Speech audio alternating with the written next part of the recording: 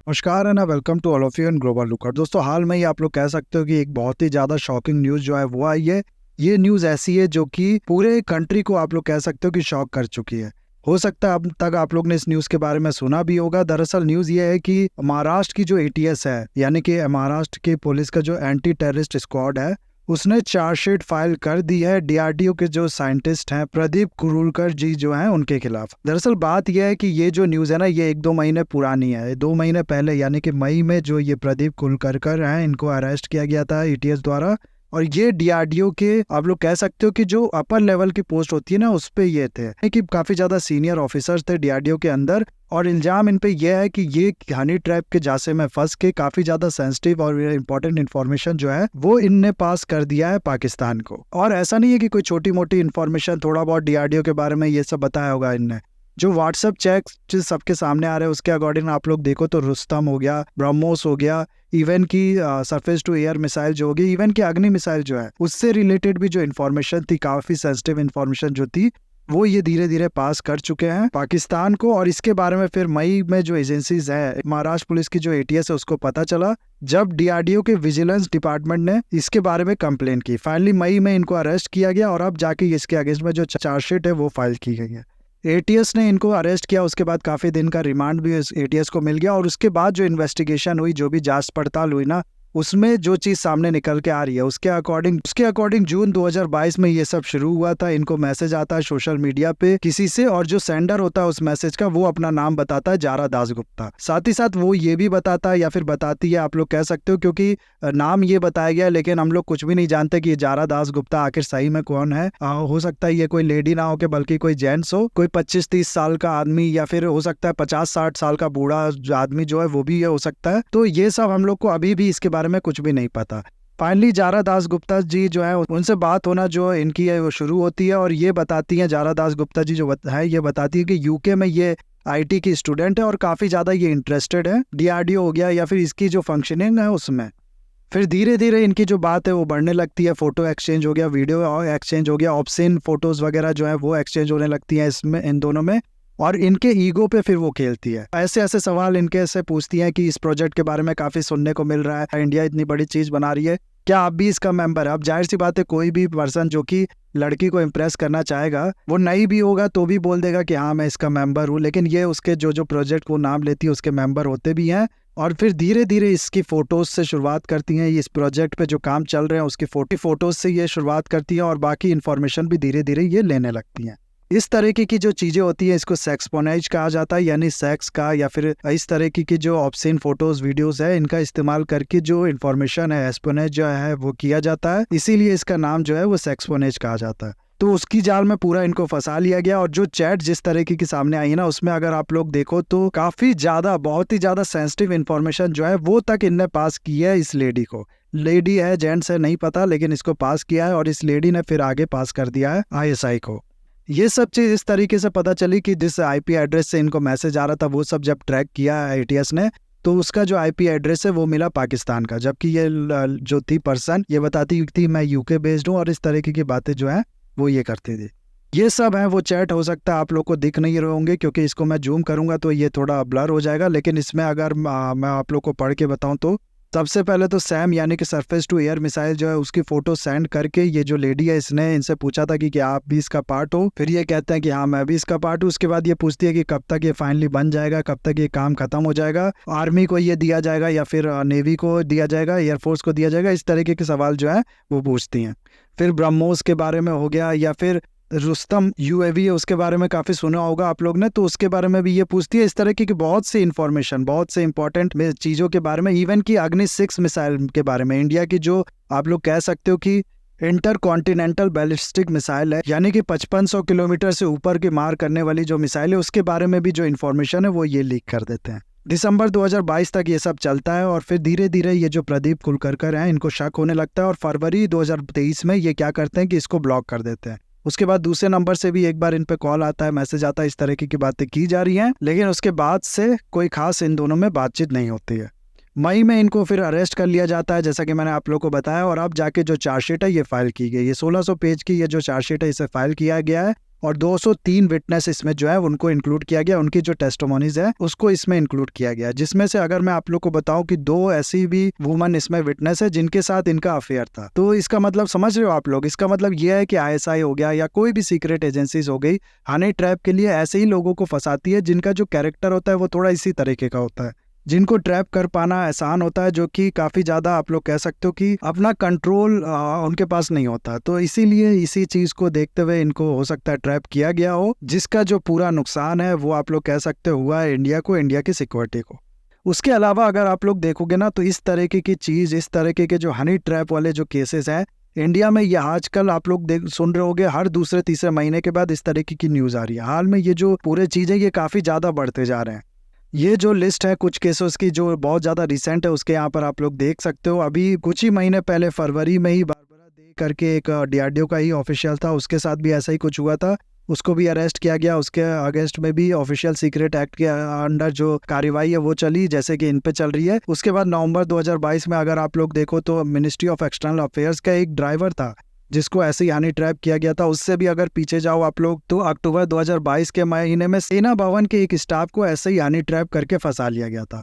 और ये जो पर्सन था, इसको जब अरेस्ट किया गया, पूरी चीजें जब सामने आई, इसको जब बताया गया, तब भी इसको विश्वास नहीं हुआ था। इवन कि जेल जाने के बाद भी इसको विश्वास नहीं हुआ था कि अंजलि तिवारी नाम की जो लड़की थी, वो जो इनसे बात करती थी, वो कोई पाकिस्तान की ISI की एजेंट है। अब ऑफ कोर्स अंजलि तिवारी जो है ये मेड अप नेम होगा, उसका कोई रियल नेम नहीं होगा। लेकिन इसके बाद भी आप लोग देख सकते हो, यहाँ पर आर्टिकल है कि जेल में जाने के बाद भी still he is in love with that women.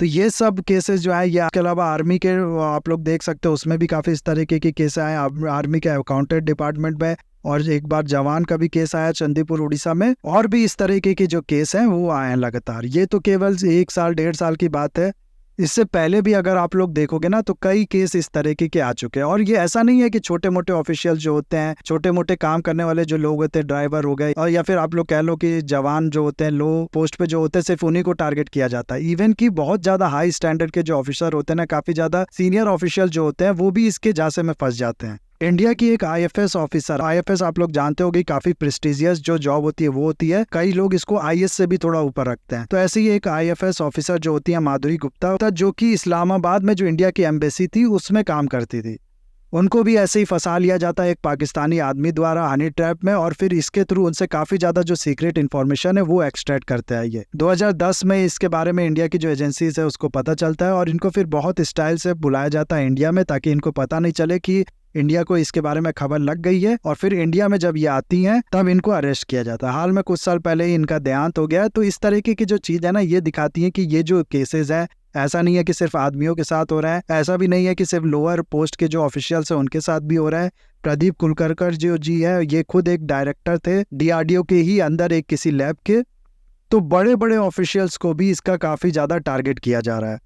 और पाकिस्तान की ISI की अगर हम लोग बात करें तो उसका एक अलग हिस्ट्री है। पाकिस्तान की ISI का जो हनी ट्रैप का केस है ना, इसमें उनका जो ट्रैक रिकॉर्ड है वो बहुत ज़्यादा बढ़िया है। बहुत सी कंट्रीज में ऐसे ही वो हनी ट्रैप करके काफ़ी ज़्यादा इन्फॉर्मेशन, काफ़ी ज़्यादा जो आप लोग कह सकते हो कि अपने इंटरेस्ट वाले काम होते हैं वो कराते हैं। और इस चीज़ में अलग एक्सपीरियंस है पाकिस्तान की ISI के पास, बहुत ज़्यादा एक्सटेंसिवली वो इस काम में इन्वॉल्व है, काफ़ी टाइम से ये काम कर रहा है। ये चीज़ मैं नहीं कह रहा, पाकिस्तान के खुद के जर्नलिस्ट जो है इस तरीके की चीज़ें वो कह चुके हैं, और भी इस तरीके की कई न्यूज़ जो है वो सामने आ चुकी है। 2010 में एक डेक्कन हेराल्ड में एक आर्टिकल छपा था जिसमें ये बताया गया था कि 900 वुमेन जो है उनका कॉन्टीजेंट ISI तैयार कर रहा है, उनको ट्रेन कर रहा है इस तरीके की चीज़ों को करने के लिए। और ये जो वुमेन होती है काफ़ी ज़्यादा खूबसूरत, काफ़ी ज़्यादा अट्रैक्टिव वुमेन जो होती है, उनको ISI चूज़ करता है, रावलपिंडी में या फिर बाकी जगह पे इनको ट्रेन करता है और काफ़ी ज़्यादा एक्सटेंसिवली इनको इस्तेमाल करता है।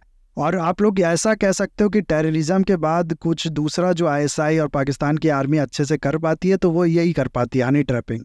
ये ANI का एक आर्टिकल है, आप लोग देख सकते हो। पाकिस्तान का एक जर्नलिस्ट है जिसका नाम है अबसार आलम, ये PMA यानी कि पाकिस्तान की जो इलेक्ट्रॉनिक मीडिया अथॉरिटी है उसके चेयरमैन भी रह चुके हैं। ये इस तरीके के इल्जाम लगा चुके हैं पाकिस्तान की आर्मी, पाकिस्तान की ISI पे कि वो बहुत ज़्यादा एक्सटेंसिवली जो सेक्सपोनेज है या फिर इस तरीके की हनी ट्रैपिंग है उसका इस्तेमाल करती है पाकिस्तान में जर्नलिस्ट के खिलाफ, पाकिस्तान की जो पॉलिटिशियंस है उनके खिलाफ, और काफ़ी ज़्यादा इस तरीके के वीडियो, सीक्रेट वीडियोस बना के इसको अपने पास स्टोर रखती है। और फिर ये जो पॉलिटिशियन है या जर्नलिस्ट है, ये इनके एक तरीके से गुलामी बन जाते हैं, एक तरीके से कठपुतली बन जाते हैं इनके हाथ में। तो इंडिया के अगेंस्ट में तो ये लोग यूज कर ही रहे हैं। इसके अलावा अगर आप लोग कहोगे तो पाकिस्तान में इंटरनली भी ये काफी ज्यादा इस्तेमाल किया जा रहा है आईएसआई और आर्मी द्वारा। एक न्यूज बीच में ऐसी भी आई थी, अभी मेरे को वो मिले नहीं, बीच में मैंने ऐसा पढ़ा था कि पाकिस्तान की जो आईएसआई है ना, वो एक्ट्रेस को, पाकिस्तानी एक्ट्रेस को इस्तेमाल कर रही है पॉलिटिशियंस के अगेंस्ट में हनी ट्रैपिंग करने के लिए। तो ये सब चीजें हैं, ये सब जो पाकिस्तान का कारनामा है, पाकिस्तान का जो मॉडस ऑपरेंडी है वो शो करती है। इंडिया के ऑफिशियल्स भी, इंडिया के जवान हो गए या फिर डीआरडीओ, इसरो, इस तरीके की चीजों में काम करने वाले कर्मचारी, ऑफिशियल्स वगैरह हो गए, वो भी आजकल काफी ज्यादा इस झांसे में फंसते जा रहे हैं।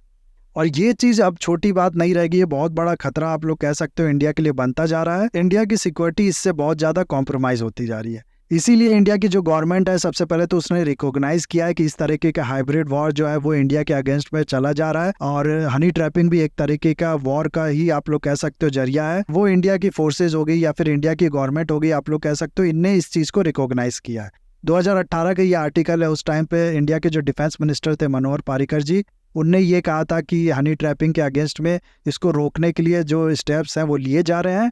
लेकिन उसके बाद भी आप लोग कह सकते हो कि कोई खास इसके पे असर पड़ा नहीं। जिसका जो एग्जांपल है वो मैंने आप लोग को दिखाया कि 2022 में, 2023 में कैसे ये जो हनी ट्रैपिंग है, इसके झांसे में कई ऑफिशियल जो है वो पड़ चुके हैं।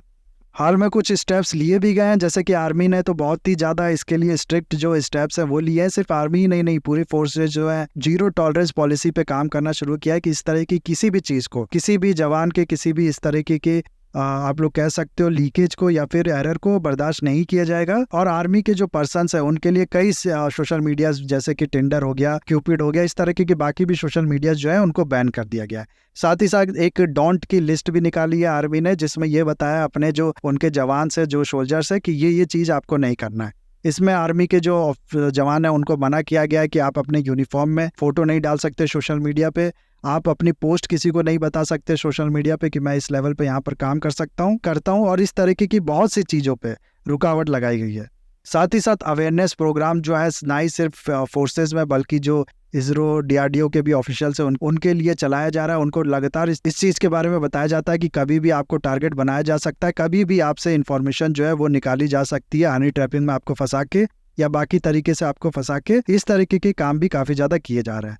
लेकिन ये जो सोशल मीडिया वाला आप लोग कह सकते हो रिस्ट्रिक्शन है, सोशल मीडिया बैन करने वाली बात है, ये अगर आप लोग देखो तो ना ही सिर्फ आर्मी के लिए, फोर्सेस के लिए जरूरी है, बल्कि इंडिया की जो ये ऑर्गेनाइजेशन है ना, जैसे कि डीआरडीओ हो गया, इसरो हो गया, ऑर्डिनेंस फैक्ट्री हो गई, एचएएल हो गया, इसके भी ऑफिशियल्स के लिए इस तरीके के रिस्ट्रिक्शन लगाना जरूरी है। दूसरा, इंडिया को जो साइबर टेक्नोलॉजी होती है उसमें काफ़ी ज़्यादा स्ट्रांग बनना पड़ेगा, क्योंकि अक्सर होता क्या है ना कि जो भी ऑब्ससीन फोटो वीडियो या फिर शेयरिंग इस तरीके के फोटो वीडियोस होते हैं, इसमें कई बार जो वायरस होते हैं वो भी छुपा के भेजे जाते हैं, जिसके बाद जो पूरा लैपटॉप या फिर बाकी मोबाइल डिवाइस, इस तरीके की बाकी डिवाइस हो गई, ये जो होती है उस पर्सन की, ये पूरा हैक हो जाती हैं। तो इसको भी काउंटर करने के लिए इंडिया की जो साइबर फोर्सेज हैं उनको काफ़ी ज़्यादा स्ट्रांग होना पड़ेगा, इससे वही इन लोगों को बचा सकते। बाकी अवेयरनेस प्रोग्राम या फिर जो रिस्ट्रिक्शन है, इंपॉर्टेंट रिस्ट्रिक्शन है, सोशल मीडिया हो गया या फिर बाकी चीज़ों पे होगी, कुछ इन्फॉर्मेशन शेयर करने की पे हो गई, ऑनलाइन अपनी फ़ोटो ज़्यादा पोस्ट करने पे होगी, ये लगाने की अच्छे से ज़रूरत। तो इस तरीके के बहुत से स्टेप जो हैं वो बहुत जल्दी इंडिया को लेने पड़ेंगे, नहीं तो इस पूरे चीज़ से इंडिया की जो सिक्योरिटी है वो भी खतरे में आ जाती है। तो ये है सारी चीज़ गाइज, आपकी इसमें क्या राय है मेरे को बताइएगा कमेंट में।